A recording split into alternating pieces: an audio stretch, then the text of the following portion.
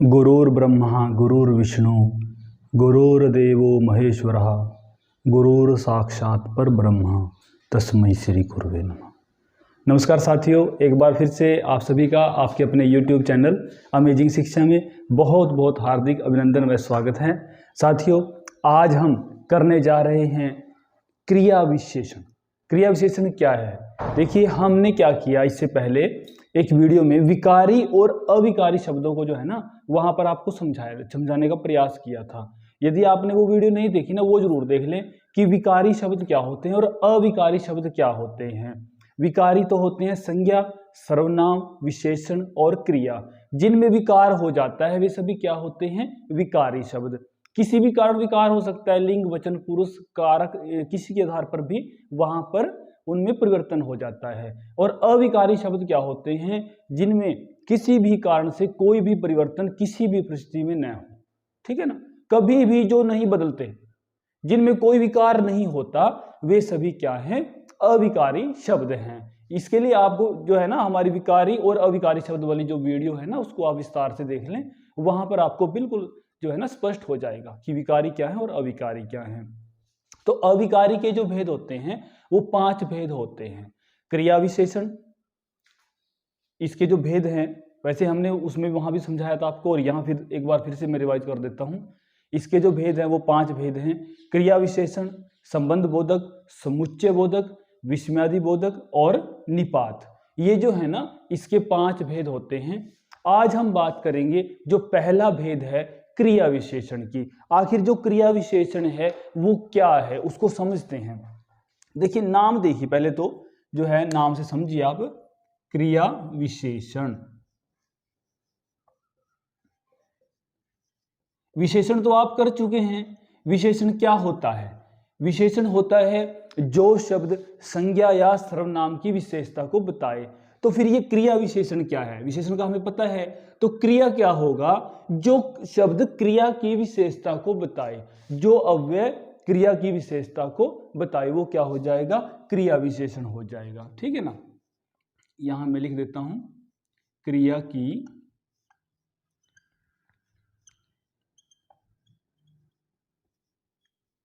विशेषता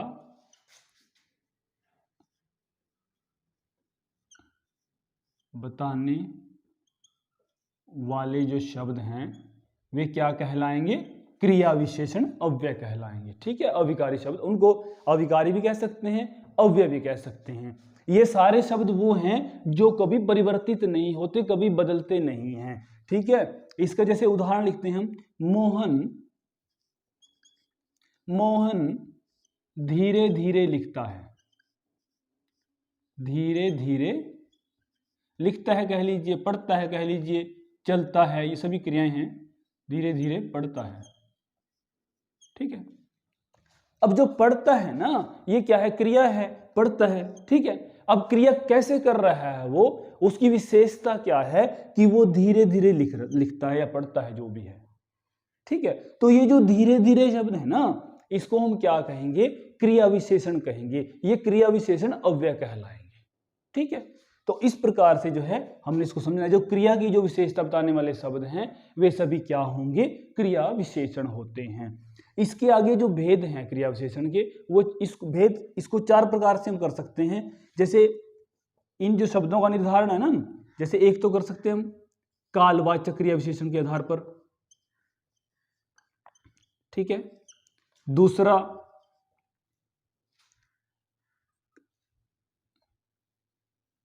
स्थानवाचक,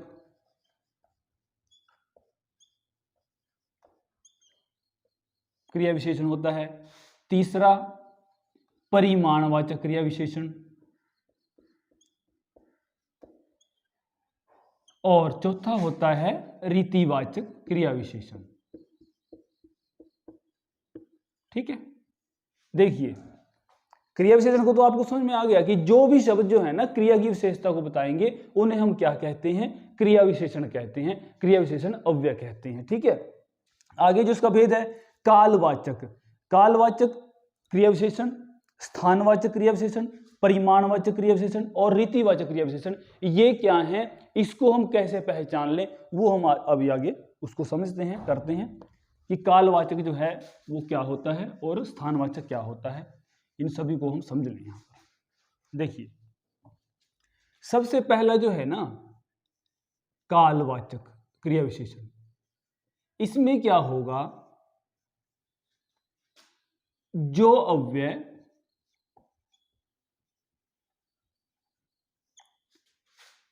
क्रिया के होने के समय का बोध कराए, यानी जो क्रिया हुई है ना वो किस समय हुई है उसका बोध कराएगा वो, ठीक है। जो अव्यय क्रिया के होने के समय का बोध कराए, समय का बोध कराए, वो क्या होगा, कालवाचक क्रिया विशेषण, ठीक है। कैसे, राम अभी आया है, राम अभी आया है, ये एक वाक्य है। राम आया है, आना क्या है, क्रिया है। कब आया है भाई, अभी आया है। तो जो अभी है ना ये क्या हो जाएगा, कालवाचक क्रिया विशेषण हो जाएगा। देखो क्रिया की विशेषता तो बता रहा है, ये अभी आया है। कब आया है, अभी आया है। लेकिन क्रिया विशेषण में भी कौन सा क्रिया विशेषण है वो भी हमने समझना है। कई बार यहीं से प्रश्न आ जाए कि ये कौन सा क्रिया विशेषण है, तो फिर वहां पर जो है ना थोड़ी सी हमें समस्या ना हो समझने में। जहां भी आपको लगता है ना कि समय की बात हो रही है, अभी आया है या कब आया है, कल आया है, परसों आया है, ये सारा जो है ना समय का सूचक है ये सभी शब्द। तो कब आया है, अभी आया है। जो अभी है वो क्या होगा, कालवाचक क्रिया विशेषण होता है।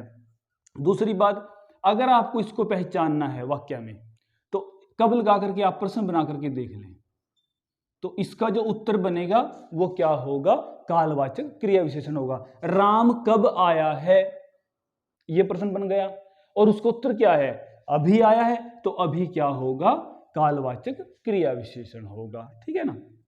एक अन्य वाक्य लेते हैं, वह कल जाएगा, वह कल जाएगा। अब जाएगा क्रिया है, इसकी विशेषता क्या थी, वह कब जाएगा, कल जाएगा। देखिए कब जाएगा, कल जाना ना, तो कल जो है ये क्या होगा, कालवाचक क्रिया विशेषण होता है। तो इसको बच्चों आराम से आप समझ सकते हैं कि कालवाचक क्रिया विशेषण क्या होता है। जहां समय बोधित हो रहा है, समय का बोध हो रहा है, यानी क्रिया किस समय में हुई है, वे सभी क्रिया विशेषण अव्यय जो है ना वो कैसे पहचानेंगे हम, कि उन्हें क्या कहेंगे हम, कालवाचक क्रिया विशेषण कहते हैं, ठीक है। इसके बाद जो दूसरा है वो क्या था, स्थानवाचक। आप नाम से भी समझ लेते हैं, इसमें कोई बहुत मुश्किल नहीं है, बहुत ही आसान विषय है। देखिए उसमें क्या था, काल का बोध हुआ था, इसमें किसका बोध होगा, स्थान का। जो अव्यय, या यूं कह लीजिए जिस अव्यय से, जिस अव्यय शब्द से क्रिया के स्थान का बोध हो, क्रिया के स्थान का बोध हो, ठीक है, बोध हो, यानी क्रिया कहां हुई है, किस स्थान पर हुई है, वो सभी। हम इसके लिए प्रश्न बना सकते हैं, कहां से, ठीक। इसमें क्या था, कब हुई है वो हो जाएगा कालवाचक क्रिया विशेषण, कहां हुई है उसका जो भी उत्तर होगा वो क्या हो जाएगा, स्थानवाचक क्रिया विशेषण। जैसे एक उदाहरण लेते हैं, दूध वाला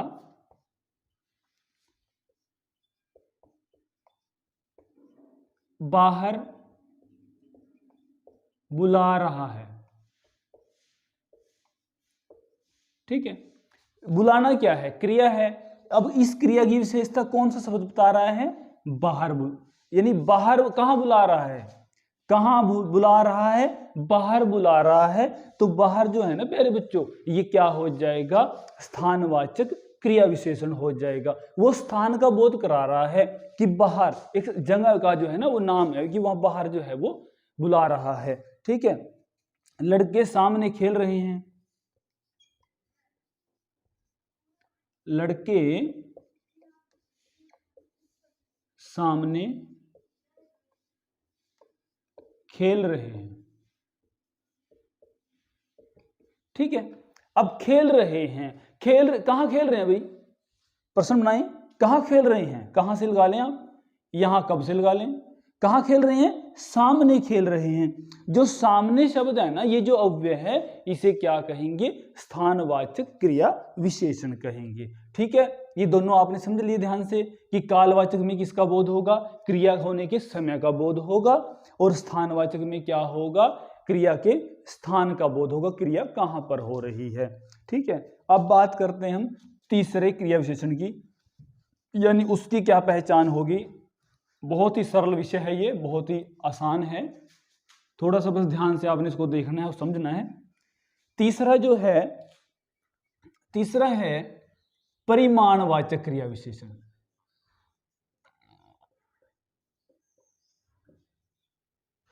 परिमाणवाचक क्रिया विशेषण, परिमाण हम पहले कर चुके हैं, कोई पहली बार हम परिमाण शब्द का प्रयोग यहां पर नहीं कर रहे हैं, पहले भी हम कर चुके हैं। यदि आपने इससे पहले वीडियो नहीं देखी है ना, वो जरूर देख लें आप, क्योंकि हिंदी व्याकरण की जो तैयारी हम करते हैं ना, अगर हम उसको एक क्रम से बद्ध तरीके से करें, एक व्यवस्थित रूप से करें, तो हमें बहुत कम समय में बहुत अच्छा हम वहां पर कर सकते हैं। अगर आप सीधा ही ये वीडियो देखेंगे, आप सीधा ये कक्षा अटेंड कर रहे हैं, तो कहीं ना कहीं आपको दिक्कत आ सकती है, आप सोचेंगे पता नहीं क्या है परिमाण, ये सब हम पहले कर चुके हैं। परिमाण का अर्थ होता है नाप तोल, ठीक है, मात्रा वो होता है। अब देखिए यहां पर कैसे उसका प्रयोग करेंगे, इसमें क्या होता है, जिस अव्यय शब्द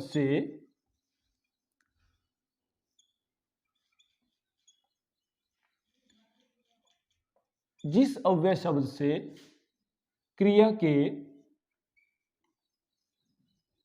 परिमाण का बोध हो,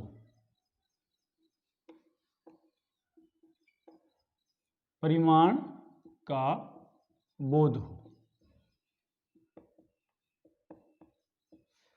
ठीक है, अब परिमाण मतलब उसका मापतोल। मापतोल देखिए किस प्रकार से, उदाहरण लिखते हैं पहले, फिर समझेंगे। नरेंद्र खूब हंसा। अब हंसना क्या है बच्चों, क्रिया है। अब कितना हंसा वो, इसको ये तो है नहीं कि हम तोल लें, किलो हंसा, 2 किलो है, 5 किलो हंसा, ऐसा तो नहीं है ना। ये भी एक परिमाण ही हम इसको मानेंगे, कितना हंसा, बहुत कम हंसा, बहुत ज्यादा हंसा, ये भी एक परिमाण के रूप में जो है ना, यहाँ परिमाण का बोध करा रहा है ये हंसना। खूब शब्द जो है, तो ये जो खूब शब्द है ना, ये कौन सा अव्यय होगा, ये परिमाणवाचक क्रिया विशेषण होगा। ठीक है, मालती थोड़ा बोलती है, थोड़ा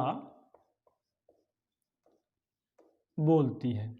अब जो बोलना है वो क्या है, बोलना एक क्रिया है ना। अब कितना बोलती है, क्या उसका परिमाण का बोध यहां पर हो रहा है, हो रहा है ना, कितना, थोड़ा बोलती है। तो जो थोड़ा शब्द है ना, ये क्या है, ये है परिमाणवाचक क्रिया विशेषण है। ठीक है, कालवाचक में समय का बोध हो रहा था, स्थान में स्थान का बोध हो रहा था, परिमाण में परिमाण का बोध हो रहा है। कम, ज्यादा, थोड़ा, बहुत, अल्प, ये सारे जो शब्द है ना, ये परिमाणवाचक क्रिया विशेषण के उदाहरण है। ठीक है, और अंतिम व चौथा क्या है, रीतिवाचक। रीतिवाचक जो क्रिया विशेषण हैं वे क्या होते हैं, रीति क्या होता है, किसी भी काम करने का जो ढंग है, उसका जो तरीका है, उसको ही हम क्या बोल देते हैं, रीति बोल देते हैं। यहां लिख देते हैं, जिस अव्यय से